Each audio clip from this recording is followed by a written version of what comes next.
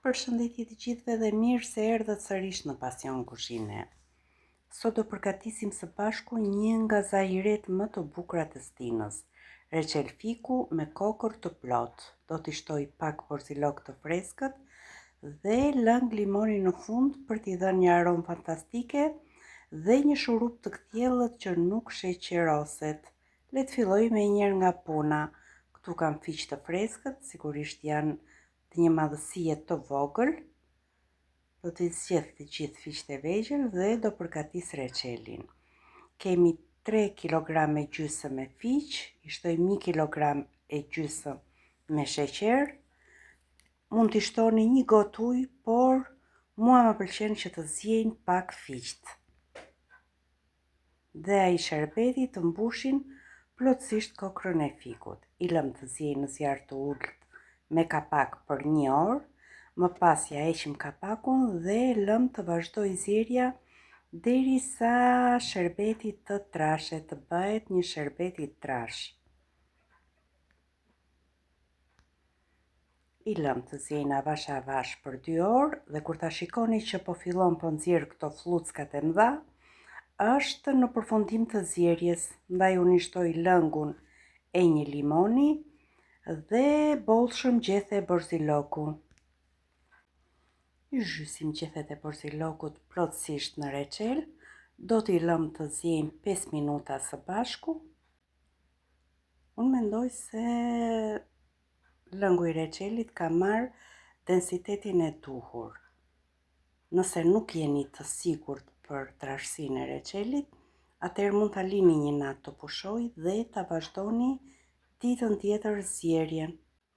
Kur ftohet reçeli duket edhe tekstura e lëngut të tij. Por unë tashmë jam mësuar dhe kuptoj që kur dalin ato flluckat e mëdha dhe të ralla në fund, reçeli është gati, është i lidhur, themi ne. Dhe kështu të nxehtë si e kemi, e edhim në kavanoza. Sigurisht që kavanozat duhet jenë të sterilizuar dhe kapakët e rinj. Ose si ju kam thënë edhe më parë, nëse kapakët do krijojnë atë ngecjen, atëherë është okay. Më pëlqen t'i shtoj pak ujë reçelit me qëllim që të mbulohen kokrat e fikut.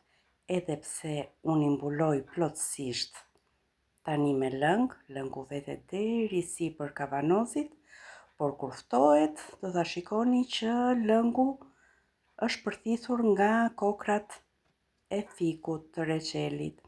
E lëm me kapakun poshtë derisa të ftohet plotësisht, zakonisht unë i lë për gjatë gjithë natës. Dhe ditën tjetër e shikoj nëse kapakët kanë rrjedhje ose jo.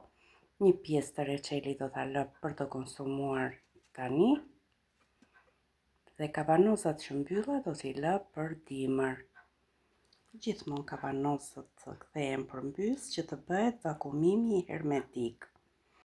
Si ju thash edhe më parë, unë i kam lënë kavanozat me reçel për gjatë gjithë natës dhe reçeli është ftohur plotësisht, edhe kavanozi tjetër që kemi lënë për konsumim është gati për të konsumuar.